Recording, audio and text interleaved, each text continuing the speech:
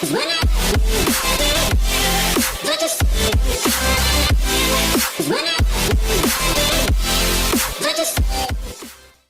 there guys, how's it going? It's Ron from Average Canadian Tech here. Today we got a Galaxy S22 Ultra in for a screen repair finally.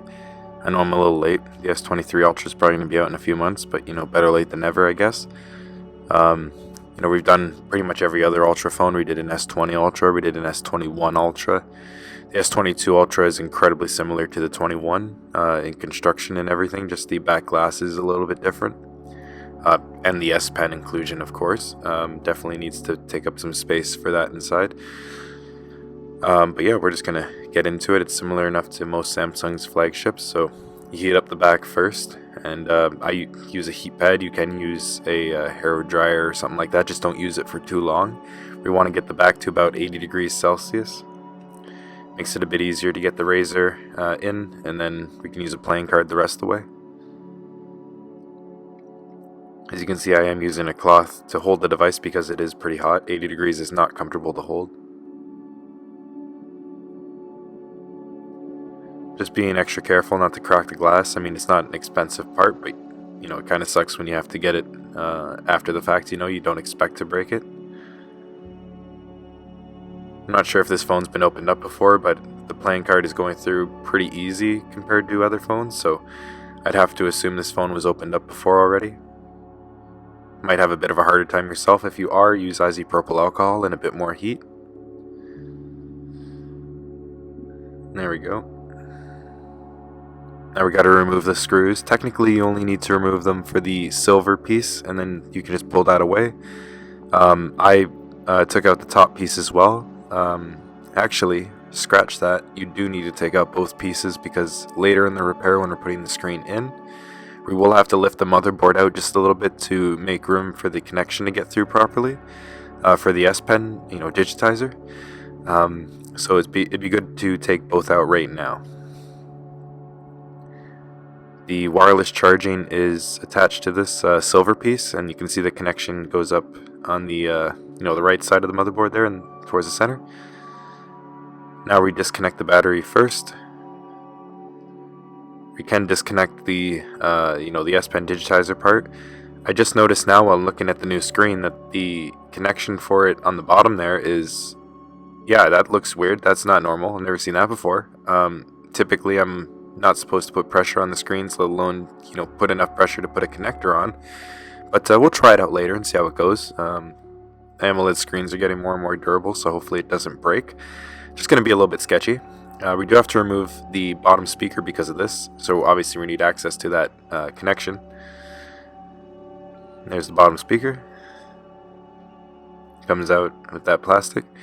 And now we can see the connection that goes up to the logic board down to the screen. We're going to disconnect it up top and then disconnect it from the screen, the broken one. And yeah, that's a first that I've ever seen. I'm not sure why they did it that way. At first I thought maybe they did it so you can take the screen off first and then put a new one on without disassembling everything. No, because you wouldn't have any clearance. The cable doesn't pull up far enough out of the frame to allow you to actually connect it to the new screen safely. So I can't imagine why they did it that way. Anyway, we're going to heat up the screen. Now we're just going to rip off the old one. The old one doesn't work at all. It's completely blacked out, so we don't have to go that carefully. If yours still works and it's just really cracked, you can go as careful as you want. Maybe it'll still survive, but with the chances being so low, might as well just be quick and dirty, right? As you can see, I'm using just the razor for this. You could use the playing card still, but I like using the razor because it does have it's rigid, so you can actually push the screen out with it instead of just with a card. You can just slice through the glue and not really lift up. Be careful though, if your phone's really cracked you might cut yourself. This phone, as you can see, is pretty shattered everywhere, even the corners are, so you'll see in a second that I do nick myself, which is kind of annoying. But at least the screen came off pretty easy like that. The glue definitely wasn't as strong as some Samsung phones. We're going to be doing an A53 video soon for a screen repair, and that one was really difficult to get the screen off, much harder than this one, surprisingly. But yeah, after you're done that, take the glue off that's left over. It's pretty gooey stuff, like stringy. As you can see, I'm just speeding through this process because who wants to see it? It does take a bit of time to clean up properly, and believe me, you want to clean it up properly, because if you break that screen that you got, well, you're probably out $300 to $400 because that's how much the part is alone. For these phones, like at the shop I work at, we charge $500 to do the screen repair, just because, as I said, the part cost is simply so high. So yeah, just try not to break it if you're doing this repair. We're using CP0001. You can use T7000 or B7000 glue as well. We're just putting it around all the edges, as you can see, and we're going to apply the new screen.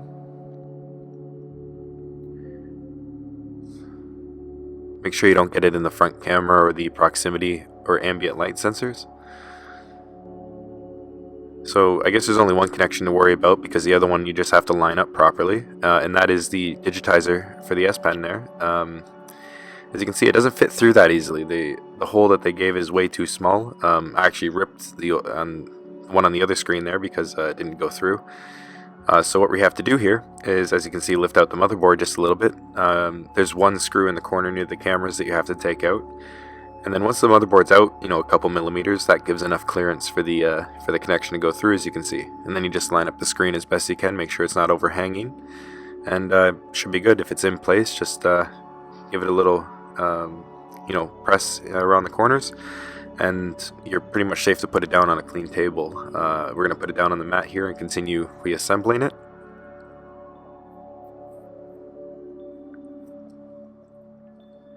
And start getting everything connected first. Get that digitizer part connected. Make sure the motherboard is back, properly in the frame. Make sure it's actually flat. We did have to disconnect the front camera to get it out, so reconnect that. Now the sketchy part, we have to, connect this up on the back of the screen, which I'm trying to be as delicate as I possibly can. Thankfully, I don't think it broke it. It felt pretty good going on. I hope it's reinforced on the back of it, but who knows. That connected up, and now we just have to connect it to the logic board. And there we go. Now we can do the battery as well, and there's still a few more things to go on, but at this stage we can at least try turning on the phone and seeing if the screen still works after, pressing on the back lightly and, applying it in the frame. Never a good sign when it stays blank like that, but thankfully it's just dead. Not the screen, but the phone itself, so we're just going to plug it in there, and if we see that charging symbol, which we do, then that's a good sign. It's not a guarantee that it works, but it's better than seeing green lines in it, right? So yeah, we're just going to put that down, let it charge. If it's completely dead, it's definitely going to take a minute to do that. So we have time to keep reassembling it.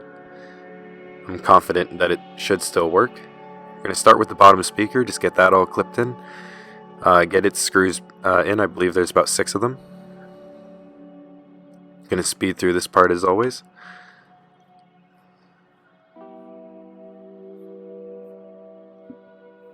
Nothing too fancy here.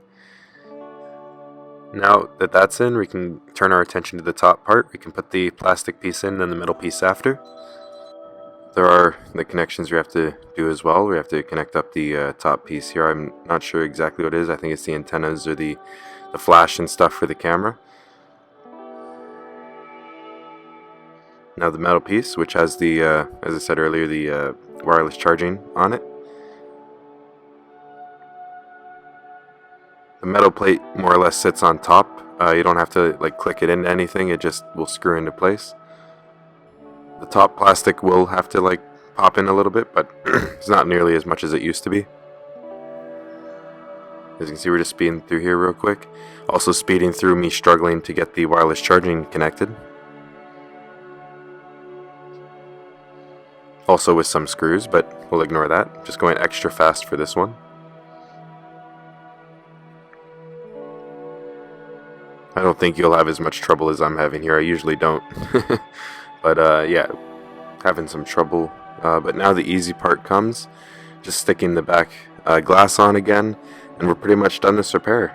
That's how you do a Galaxy S22 Ultra screen repair.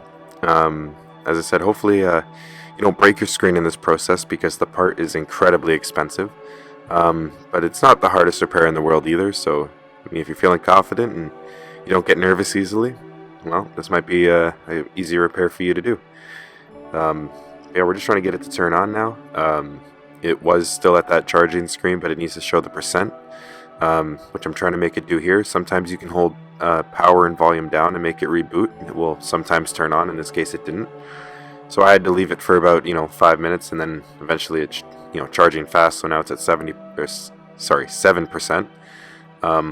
Finally getting it turned on and everything. We're just going to make sure the screen works everywhere. It doesn't have any black dots or areas where the touch doesn't work.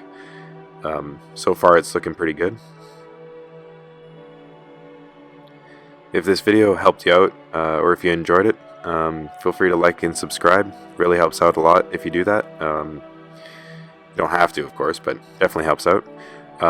If you didn't enjoy it for whatever reason, feel free to let me know why in the comments. I appreciate the feedback, and it helps me out just as much as everything else. But yeah, as you can see, the screen seems to be working just fine. We'll go here and go to a white background to make sure that there's no dead pixels.